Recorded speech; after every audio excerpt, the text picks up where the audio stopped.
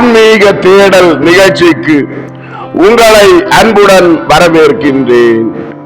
மீட்பரின் காவியம் பாகம் 84 உடல் நலமற்றவர் நலமடைதல் நிகழ்ச்சி பற்றி பார்ப்போம். யோவான் நற்செய்தி அதிகாரம் 5 இறை வார்த்தைகள் 1 முதல் 9 வரை. நிகழ்ச்சிக்கு போகலாம். பெந்தகோஸ்து திருவிழா காலம். இயேசு எருசலேமில் இருந்தார். யூதாஸ் தவிர எல்லா அப்போஸ்தலர்களும் அவருடன் இருந்தனர். அங்கே அநேக பிச்சைக்காரர்கள் இருந்தார்கள். அவர்களுக்கு இயேசுவும் தர்மம் கொடுத்தார். அப்போஸ்தலர்கள் கமாலியேலை பற்றி பேசினார்கள். கமாலியேலுடைய சீடரில் ஒருவரான முடியப்பர், அதாவது ஸ்தேவான், கமாலியேலுக்கு இயேசுவை சுட்டி காட்டிய பிறகும் அவர் இவர்களை கண்டதாக காட்டிக் கொள்ளவில்லை. பர்த்தலோமை தம் உடன் சீடரிடம், அந்த வேதபாரகன் கசாப்பு கடைக்கு ஆட்டு கடாக்களின் மந்தை என்று சொன்னதற்கு பொருள் என்ன என்று கேட்டது எனக்கு கேட்டது. தோமையார் பர்த்தலோமையை பார்த்து, அவன் தன் சொந்த அலுவல் விஷயமாய் ஏதாவது சொல்லியிருப்பான் என்றார்.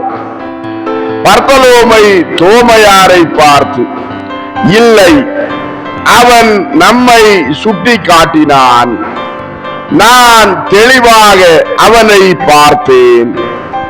எப்படியும் அவன் சொன்ன அடுத்த வார்த்தை அதற்கு முன் அவன் சொன்னதை உறுதிப்படுத்தியது.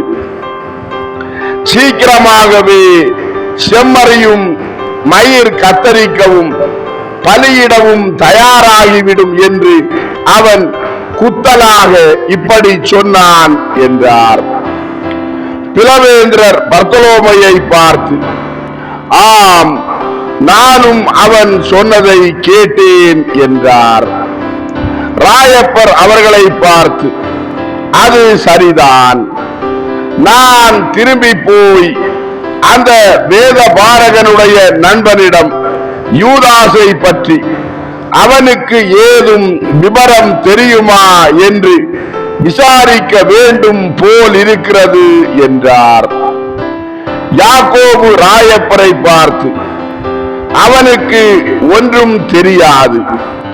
இந்த தடவை யூதாஸ் இங்கு இல்லாதிருப்பதின் காரணம் அவருக்கு உண்மையிலே சுகமில்லை. அது எங்களுக்கு நிச்சயமாய் தெரியும்.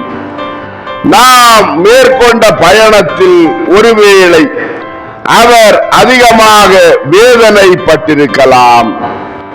நாம் கடின வாழ்க்கை உடையவர்கள். அவர் இங்கே எப்போதும் சௌகரியமாய் வாழ்ந்தவர். அதனால் சீக்கிரமே களைப்படைந்து விடுகிறார் என்றார். ராயப்பர் அவர்களை பார்த்து, ஆமாம், நமக்கு அது தெரியும்.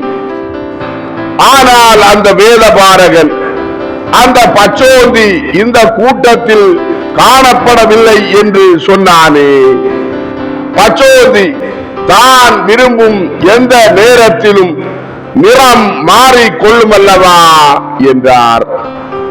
தீவிர சீமோன் பேதுருவை பார்த்து, சரி ராயப்பரே, ஆனால் அவர்கள் யூதாஸ் தன் உடையை மாற்றிக் கொள்வதை பற்றித்தான் குறிப்பிட்டார்கள்.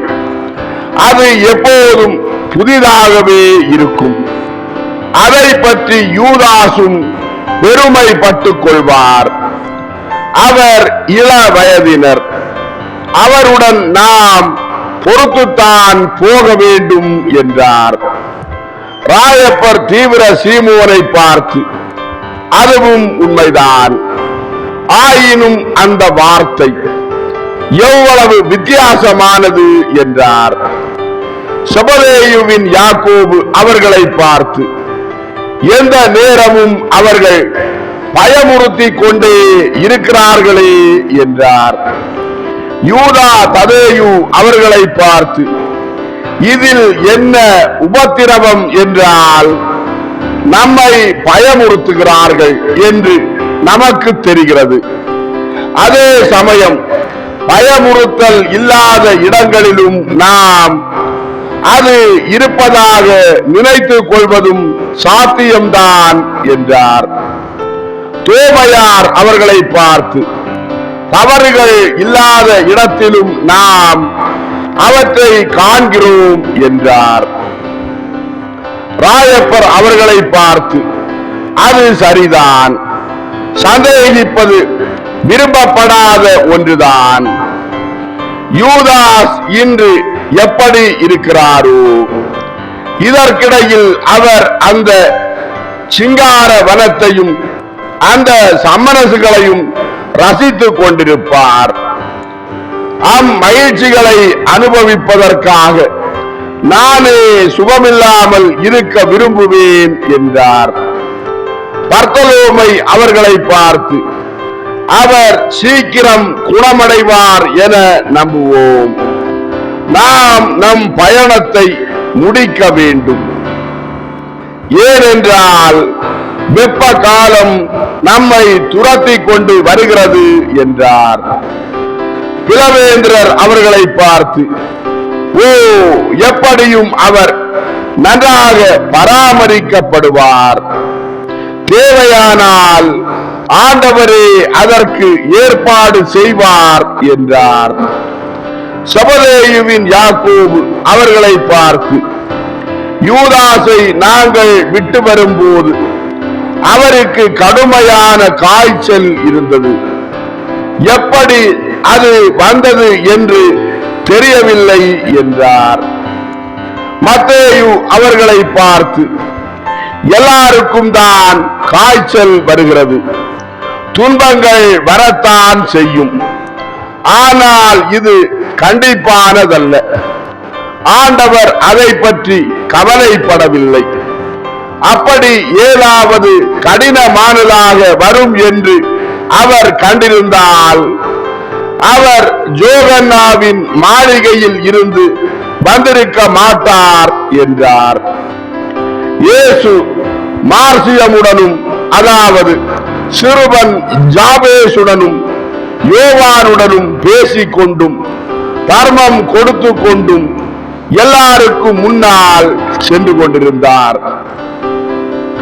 அநேக மண்டபங்கள் உள்ள ஆட்டுவாசல் பக்கமாக பெத்சாய்தா குளத்தை சிறுவன் மார்சியமுக்கு சுட்டிக்காட்டி, அதன் தண்ணீரை உற்று பாருங்கள், அது எவ்வளவு சலனமற்றிருக்கிறது, சீக்கிரமே அது அசைய காண்பீர்கள்.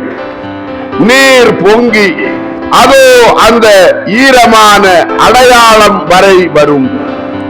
அதை பார்க்கிறீர்களா? இறங்குகிறவர் ஆண்டவரின் தூதன்.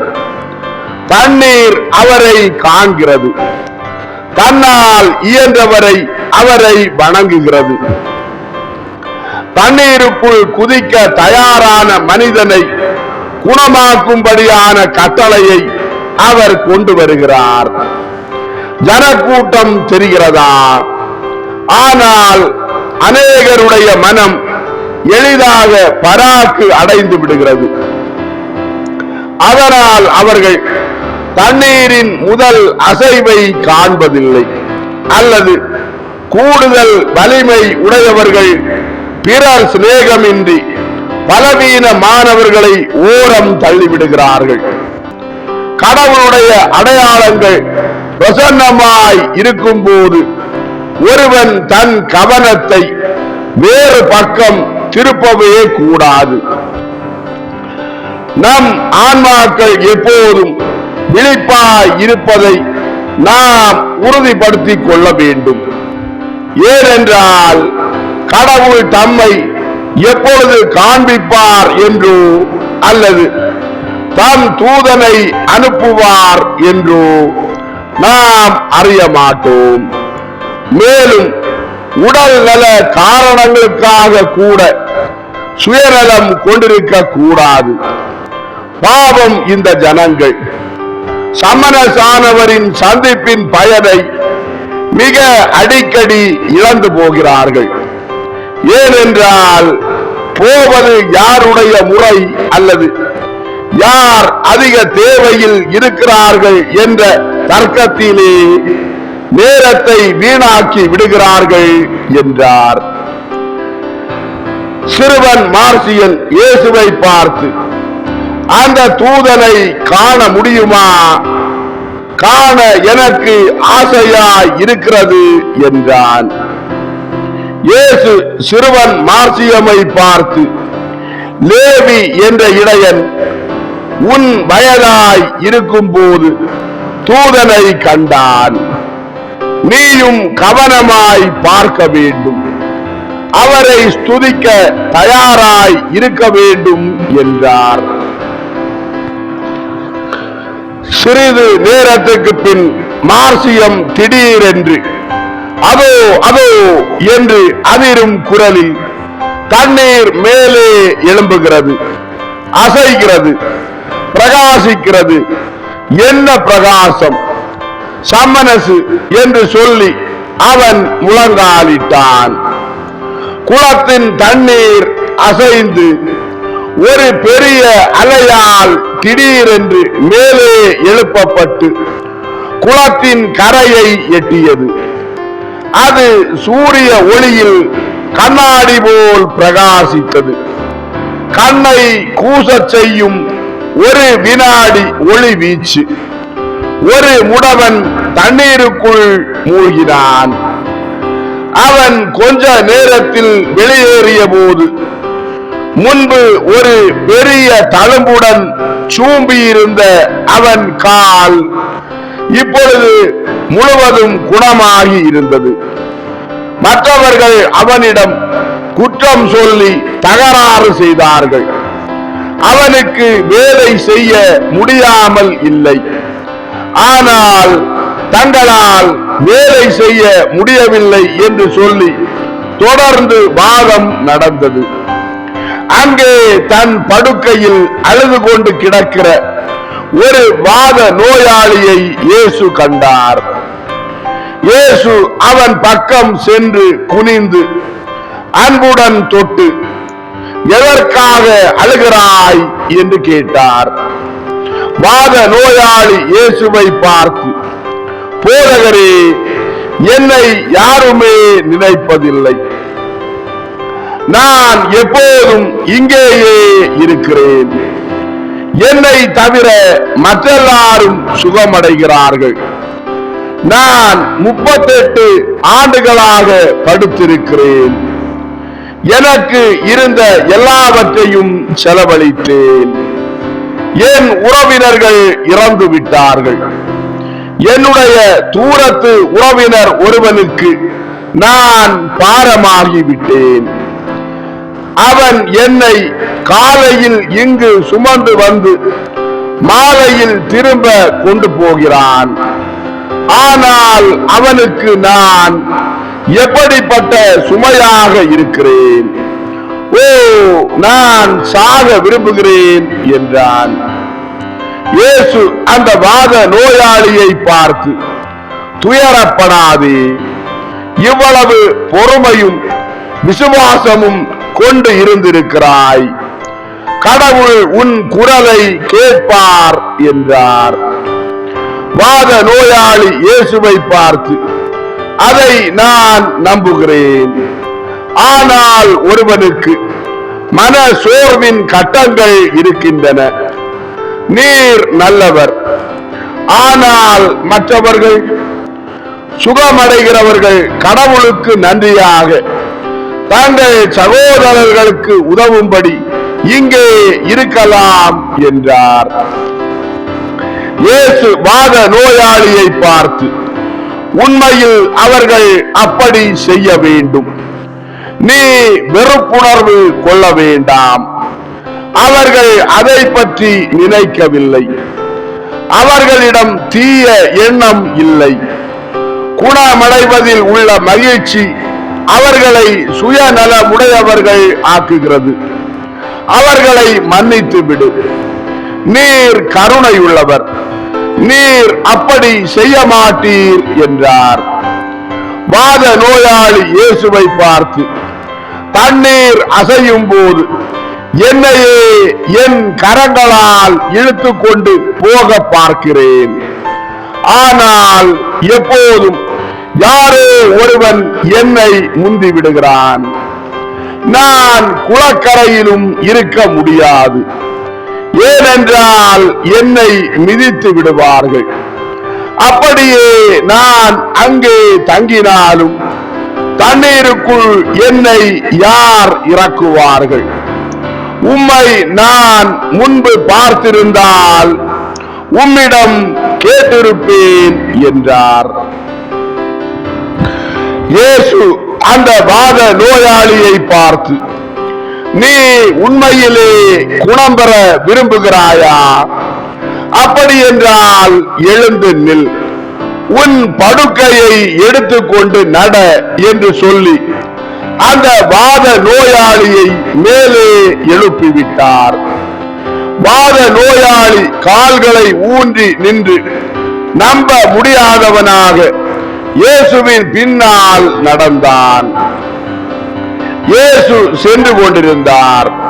அவன் தான் நடப்பதாக உணர்ந்த உடனே ஒரு சத்தம் போட்டான். எல்லாரும் அவனை திரும்பி பார்த்தார்கள். ஐயா, நீர் யார்? கடவுளின் நாமத்தினால் சொல்லும். ஒருவேளை நீர் ஆண்டவருடைய சம்மனசா சொல்லும் என்றார். இயேசு அந்த குணமடைந்த வாத நோயாளியை பார்த்து, நான் சம்மனசை விட மேலாய் இருக்கிறேன். என் பெயர் இரக்கம், சமாதானமாய் போ என்றார். ஜனங்கள் அவர்களை சுற்றி கூடினார்கள். அவர்கள் காணவும் பேசவும் குணமாக்கப்படவும் விரும்பினார்கள்.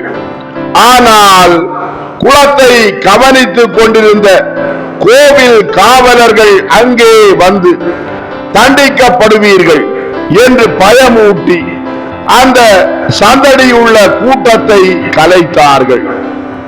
குணமடைந்த வாத நோயாளி தன் படுக்கையை எடுத்துக்கொண்டு மகிழ்ச்சியோடு சென்றார். இயேசுவை பார்த்து சத்தமாக, உம்மை கண்டுபிடிப்பேன், உம் பெயரையாவது உம்முடைய முகத்தையாவது நான் மறக்க மாட்டேன் என்று சொல்லிக்கொண்டே சென்றார். அன்பார்ந்தவர்களே, ஆன்மீக தேடல் மீட்பரின் காவியம் பாகம் 84. உடல் நலமற்றவர் நலமடைதல் நிகழ்ச்சி இதோடு நிறைவடைந்தது. அடுத்த நிகழ்ச்சியில் உங்களை சந்திக்கும் வரை உங்களிடமிருந்து விடைபெறும் உங்கள் ஜான் பிரிட்டோ. ஆன்மீக தேடல் தொடரும். நன்றி.